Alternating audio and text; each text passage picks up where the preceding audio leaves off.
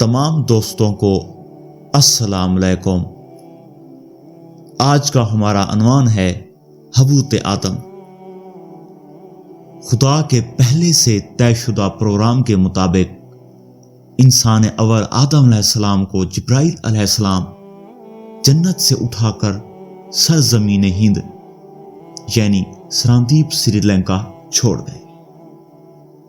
زمین پر ان کا پہلا قدم جس پہاڑ پر پڑا اسے کوہ آدم کہتے ہیں، جہاں آدم علیہ السلام کا پہلا قدم پڑا۔ پہاڑ نے اسے اپنے سینے پر ثبت کر لیا، جو اب تک مرج خلاق ہے۔ تو میرے عزیز دوستو، جیسے ہی حضرت آدم علیہ السلام کا قدم جب کوہ آدم پر پڑا تو ان کا پہلا قدم پہاڑ پر ثبت ہو گیا، لیکن ان کا سر ابھی آسمان پر ہی تھا۔ چنانچہ بحکم الہی جبرائیل علیہ السلام نے ان کے سر پر اپنے پر پھیرے اور ان کا قد 60-70 ہاتھ یا 60-70 گز رہ گیا۔ روایت کے مطابق حضرت آدم علیہ السلام کا پہلا قدم اس پہاڑ پر پڑا جس کی چوٹی دنیا کی سب سے اونچی چوٹی تھی۔ اس سے ظاہر ہوتا ہے کہ آپ کا پہلا قدم کوہ ہمالیہ کی سب سے اونچی چوٹی ماؤنٹ ایورسٹ پر پڑا تھا، جو دنیا میں آسمان سے سب سے زیادہ قریب ہے۔ حضرت آدم علیہ السلام کو سرزمین ہند میں اتارا گیا۔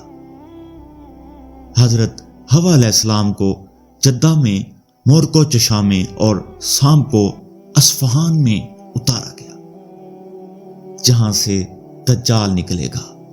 تو میرے عزیز دوستو، حضرت آدم علیہ السلام کا قد 40 گز یا 180 فٹ یا 70 گز تھا۔ زمین پر چلتے وقت آدم علیہ السلام کا ایک پاؤں زمین پر 3 کوس پر پڑتا تھا۔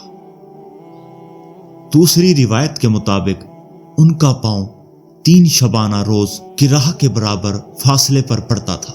ایک روایت کے مطابق آدم علیہ السلام ہند میں اترنے کے بعد احساس ندامت و پشیمانی میں 300 سال تک سراندیپ کے پہاڑیاں ہمالیہ پر منہ رکھ کے روتے رہے، اور حضرت ابن عباس کی روایت کے مطابق 200 سال تک روتے رہے۔ ایک دوسری روایت کے مطابق حضرت آدم علیہ السلام اور حوا علیہ السلام ایک دوسرے سے 100 سال تک جدا رہے۔ تو میرے عزیز دوستو، 100 سال تک روتے رہے اور ایک دوسرے کو تلاش کرتے رہے۔ اس دوران نہ کچھ کھایا نہ کچھ پیا۔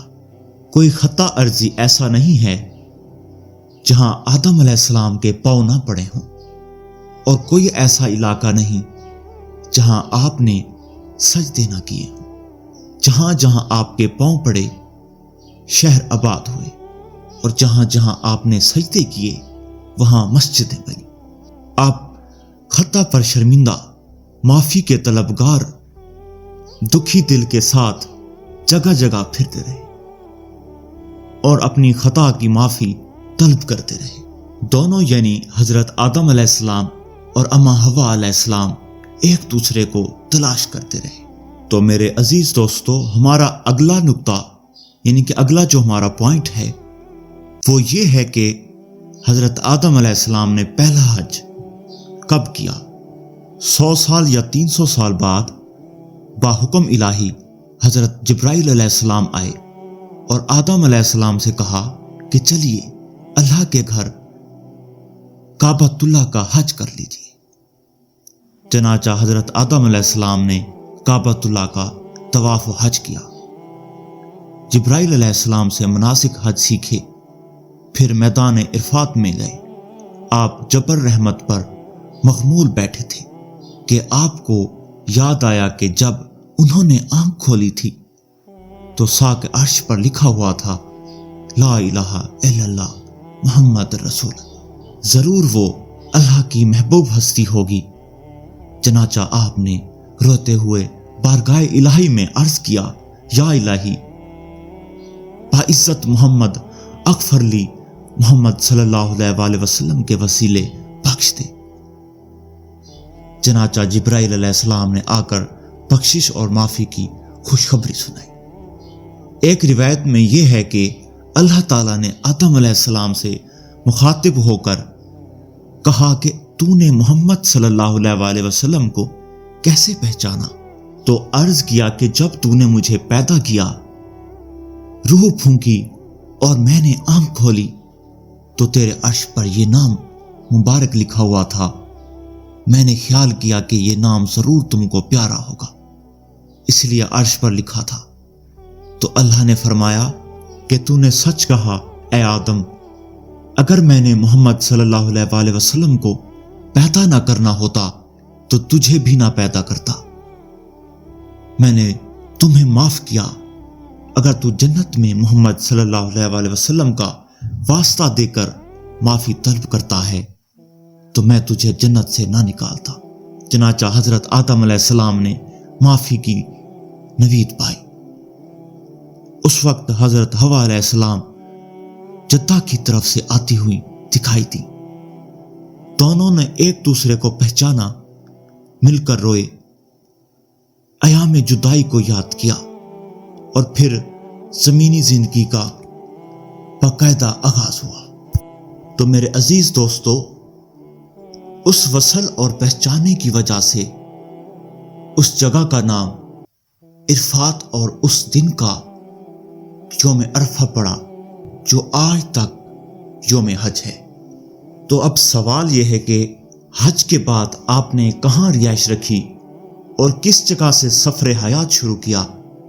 روایت میں آتا ہے کہ آپ کا مسکن جنوبی ہند تھا، وہیں سے آ کر آپ نے پہلا حج کیا، بیت اللہ کی تعمیر کی اور پھر ہر سال سرزمین ہند سے حج بیت اللہ کرتے رہے۔ مکہ معظمہ میں آپ کی باقاعدہ سکونت کی روایت نہیں ملتی۔ تو میرے عزیز دوستو، آج کی اس ویڈیو میں بس اتنا ہی۔ اگلے حصے میں آپ لوگوں کو اگلی ویڈیو میں آپ لوگوں کو یہ بتاؤں گا کہ معافی پانے اور جدائی ختم ہونے کے بعد زمین پر پہلے جوڑے کی ازدواجی زندگی کا آغاز کیسے ہوا، حضرت آدم علیہ السلام و حوا نے آغاز کیسے کیا۔ تو میرے عزیز دوستو، اپنا خیال رکھیے گا۔ تو ملتے ہیں اگلی ویڈیو میں۔ اللہ حافظ۔